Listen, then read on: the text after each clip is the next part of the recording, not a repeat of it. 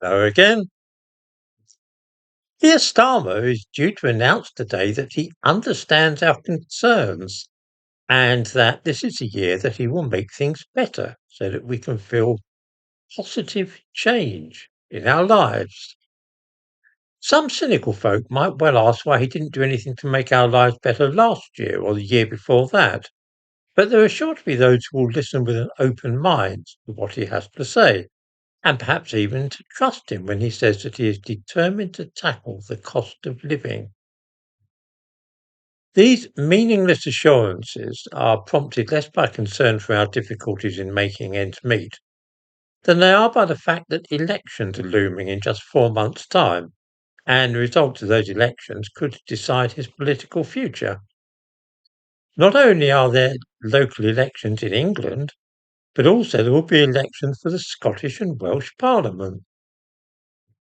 These elections will, in effect, be a referendum on what people think of the government's performance so far. That is why today Starmer is telling everybody that he's going to tackle rising prices and ensure that the cost of living goes down. He has been told that this is what the man in the street is really worried about. Talk about the cost of living, though, can be quite deceptive because what the government means by the cost of living is not the same as what you and I mean by it. Let me explain. My money goes on food, electricity, gas, water, and council tax. These are the costs that concern me, as is the case with most people. Fuel bills and increases in council tax are things which we cannot evade. The same applies to food and drink. Many other things we can either delay purchasing or even do without, but it is those bills for energy and council tax and basic substances like food that cause the most anxiety. However, the cost of living for the government means the consumer price index. You'll see this referred to in the newspapers, of course. If this can be reduced, then the government can claim that they have reduced the cost of living. This consumer price index is calculated according to the cost of a basket of goods and services. And in the description to this video, I give a link to the goods and services upon which it is based. A quick look through it shows that it includes such things as cigars, ceramic tiles, medium density fiberboard, and of all unlikely expenses, fees for nannies and cleaners.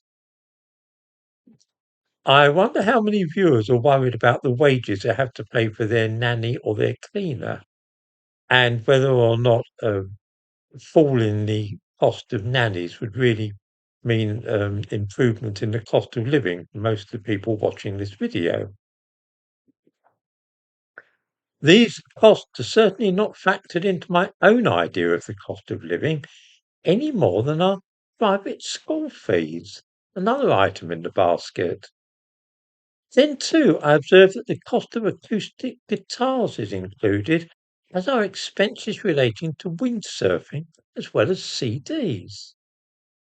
I'm guessing that viewers can now see how the cost of living can theoretically be reduced or halted, kept stable, even though are paying more and more for the things which are essential to our lives, such as electricity and food. If wages for nannies fell, together with the cost of windsurfing and fees for private schools, then this would have the effect of reducing, in theory at least, the cost of living in this country, even if your gas and electricity bills continue to rise. I'm expecting to see some good news announced about the cost of living before the May elections by just such manipulation of statistics.